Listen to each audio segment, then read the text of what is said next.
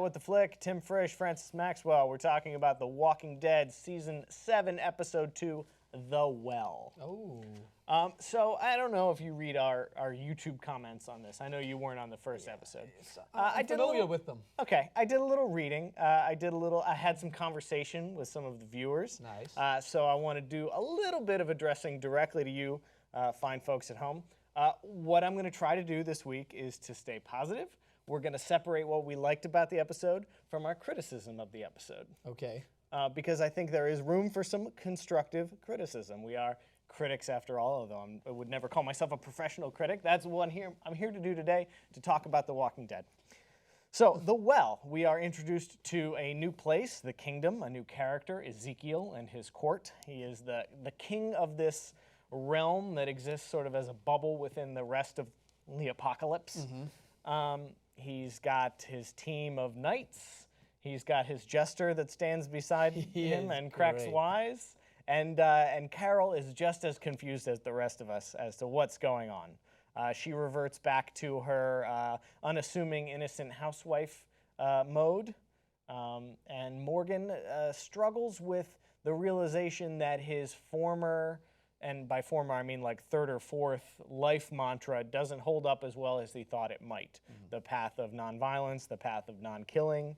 He had to kill at the end of last season to save Carol's life. He killed one of the saviors. And so now he is in turmoil, but he acquires a mentee to teach Aikido to and philosophy. And we'll see where that goes. That wasn't terribly developed in this episode, but I'm sure it'll get there. Yeah. So, Francis, what did you like about this episode? Okay, but before I get to that, I need to give a first disclaimer, right? Okay. Even if you know what happens, Tim, right? Even if you do like the show and you give off what you like about it, people go, you're such a Walking Dead sympathizer. What do you give some harsh criticism, and then you harshly critique them. They're like, oh, you hate this show. What are you doing here? You're never going to win. There's no way we can please everyone in the audience. Of course, you're right. But there was a lot of people that said I was too hard on the show. I didn't really focus on any of the good qualities at all. So I want to make sure we get to those. So maybe we list those first. And if you don't want to hear anything bad about this episode of The Walking Dead, you could just turn off the episode then. And then all you'll get is what we really liked about it. I'll start. I think Ezekiel is an interesting character. I think that character was well acted. It was interesting to see a different type of person in this post-apocalyptic world where so many people are very Rick-like, or very Carol-like, or very Negan-like. Mm-hmm. So to see this other world going on is interesting. The kingdom is an interesting place. I kind of like I like the fact that he's kind of writing his own religion. Like he's writing up these quotes on the wall, like that he's probably heard from someone else, but he's orchestrated them to come from him, and he's putting the credit. I think that's hilarious. I think it's like, why not? Like everything that you knew in this world has been eradicated. Everything has vanished. Like there's barely you see some characters holding on to like Catholicism to try and get them through this. Why not, if they're giving you the opportunity and they want to follow someone, feudal England? Why not just take it upon yourself to be like, you know what, in my past life, I was a zookeeper and I had a decent life. In this world, why not just embrace it if everyone's giving me the opportunity? I think that's a compelling storyline. I just didn't think it was executed enough. And that's a very similar criticism I have, which we can get to once we get to the criticism of a lot of Walking Dead episodes, where it's like, I like where they're going with it, just sell it a little bit more. I just didn't feel that way. But the positive side of it is I like his character. I like him as an actor. I know he's a very popular voice actor, and that's where he's usually doing a lot of his work. But I thought he was great in that role. And I think that his relationship back and forth with Carol is humorous, but also one that's important. Like, it poses the same question: is what do you want people to do in this world? Like, how can you possibly criticize anyone? What does it mean to survive? Yeah, what is Carol's substance? What do people really need? Like, what have you got to base off of what you've done that gives you the ability to criticize this guy?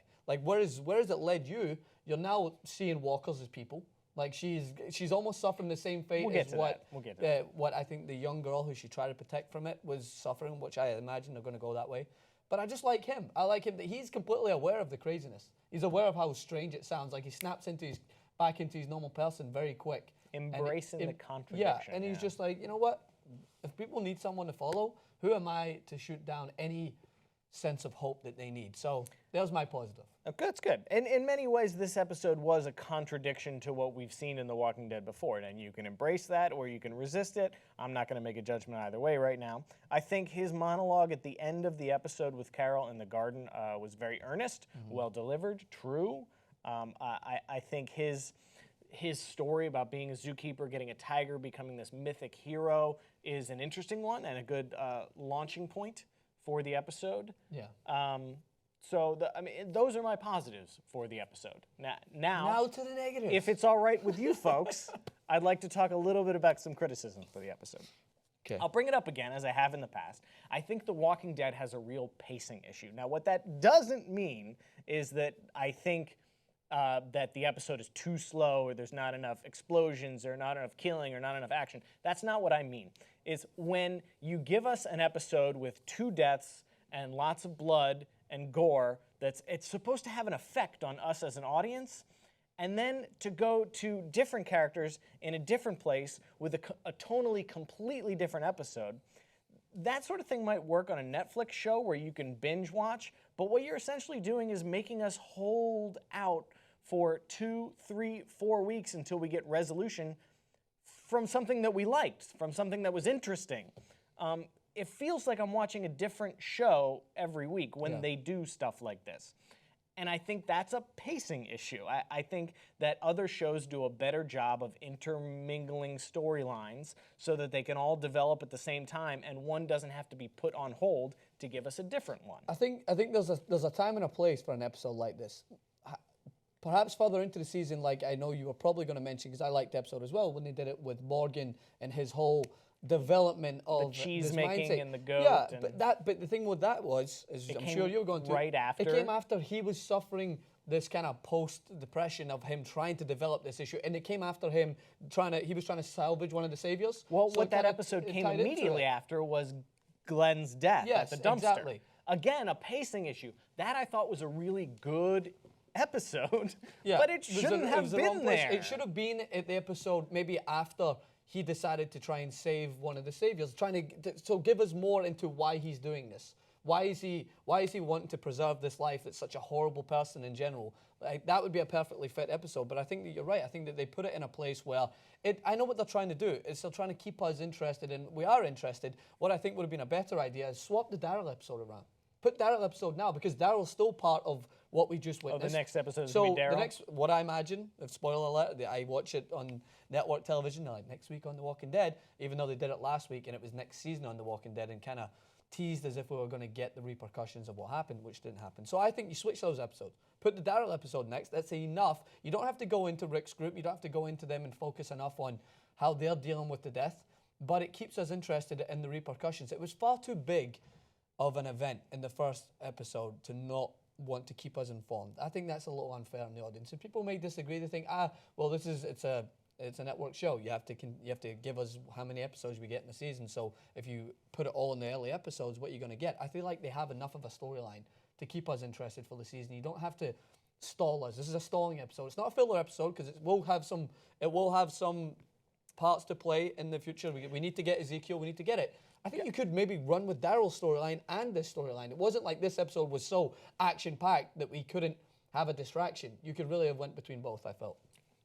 Gosh, I hope it matters, because we've seen them build these big set pieces and characters and then throw them away like they were nothing. Yeah. Like we had a whole episode building up to Terminus, and then Terminus was 2 episodes. Yes. We didn't really meet those. I mean, they came back and ate Bob, but beyond that, the Terminus people didn't matter in the grand scheme of things. They get to Hilltop. They meet a bunch of new Hilltop people, but we haven't seen Hilltop in forever. It doesn't matter anymore. Yeah, exactly. Maybe that's pacing, maybe that's something different. So I hope that the Kingdom will play a larger role, because it is an interesting set piece filled with interesting characters and a rare opportunity for comic relief, although it feels weird to place that right after 2 big deaths, to have Jerry throwing up deuces and, and making dad jokes. But I feel it was all, so the parts to take away from it is, we don't know what's happened to Hilltop, but they're still in our mind somewhere. We now see this group that seems to have some sort of weaponry, some sort of arsenal, some decent people who could be part of it. And I imagine what The Walking Dead are trying to do is like, all right, there's going to be 3 separate groups that are outside the Saviors. I imagine there's going to be one united front with the tiger ultimately delivering the harsh blow to Negan. Oh, That's my thought. interesting. I think that's going to happen. But anyway, if you want it, in part of it is what they're doing is they're making the saviors seem as, I know we're fans of how bad they are. Like, I really believe how awful human beings they are. And this was another way of proving that. But I think they would have proved it even more if they maybe had Jerry be the one to be attacked. When maybe he was delivering too many wisecracks and they decided to take action on him. But I know one of the characters, I don't know his name, Ezekiel's right-hand man, I'm guessing.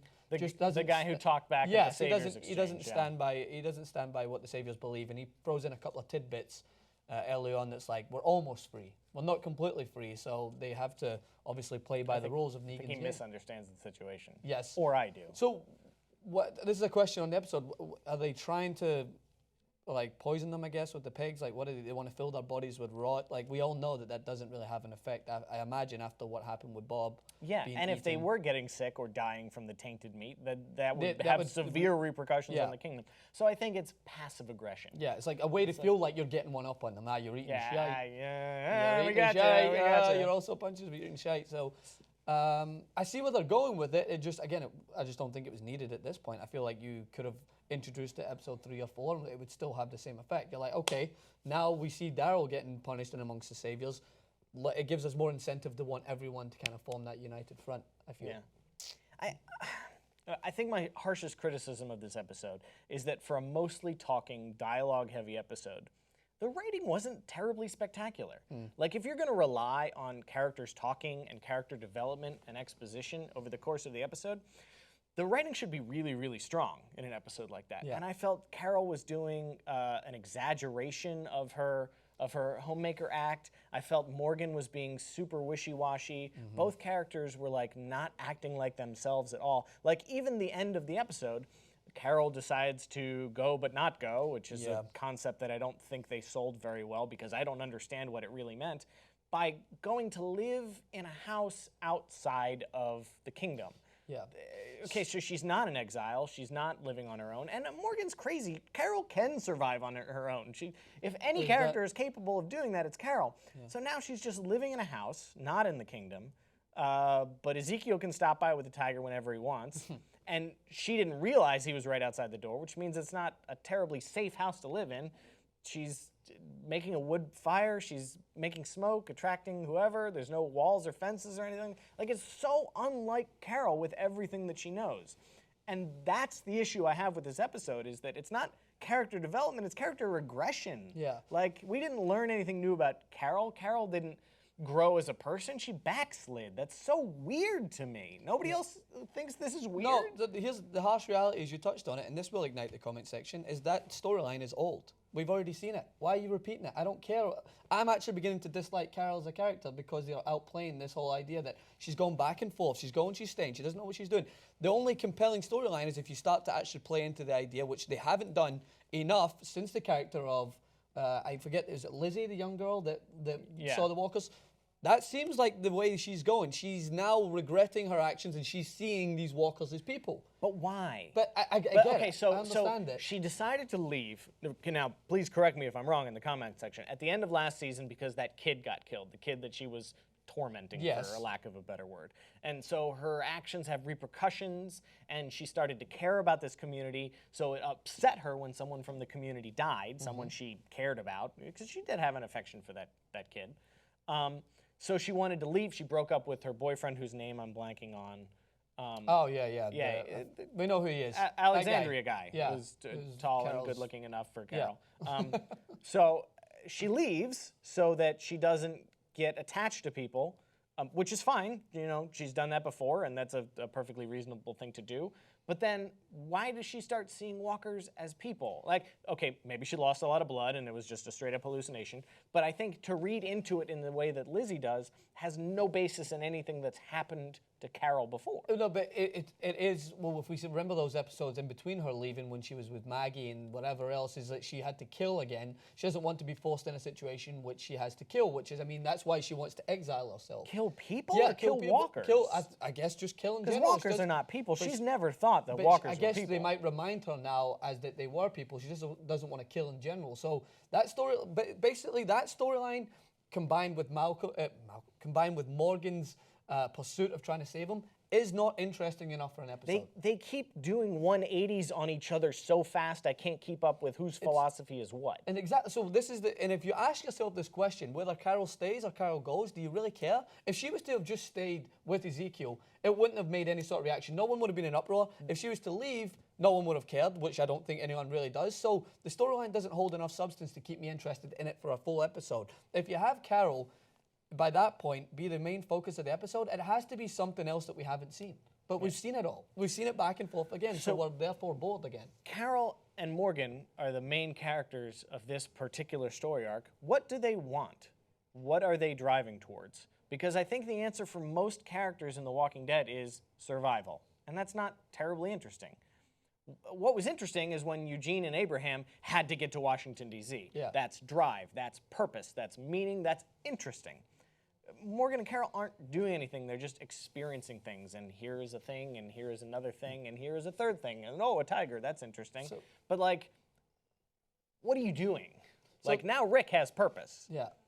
And the only thing that I understand is that Morgan, I guess, is going to play a key part in uniting the groups at one point and helping train them. But if he's training this kid that I guess Ezekiel has high hopes for, I don't think you want Morgan training them in this world, because if you want to take, I imagine in the future, which the Saviors will start to take more than what they require and they'll start to push themselves upon it, then you don't want to be training people not to kill.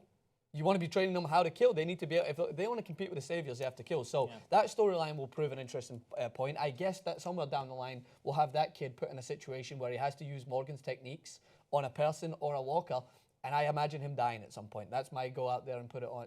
That's my thought process, is that Morgan's going to have this kid that he's training be put in a situation like that. So that story's compelling enough. But again, Carol's story's not interesting enough to carry an episode. And that would carry some weight if Morgan actually had an opinion. If he was actually training this kid to not kill, well, that's something. Or, no, it's necessary for you to kill. Well, that's something too. But to be so wishy-washy about it is nothing. It carries no stakes. Yeah, and I feel like now, from what I imagine the next episode will be, again, people will be left disappointed, because it'll be another episode where we see Daryl involved in what's going on with the Saviors, and I imagine Negan's going to try and find some usage for him. But it's too late by this point. We're already so annoyed that you haven't given us more on what, especially with the way the season premiere went. The season premiere was good, but we were waiting for that kind of, how is the group going to react as much? We got some ideas as what they're going to do, but it wasn't enough to kind of get us on board with what's coming up next. And again, we're going to be left, I think, a little disappointed. I think that they really need to they should have used this episode to combine more storylines than ones that aren't enough to keep us interested. So if this season is the inevitable confrontation between Rick and Negan again, apparently we're still setting up the chess pieces on the board for that to be a possibility. An interesting episode, a different take for The Walking Dead. We'll see if anything sticks. We'll see if any of our criticisms are well received. Hopefully you stuck around to the end. Tim, Francis, we'll see you next week.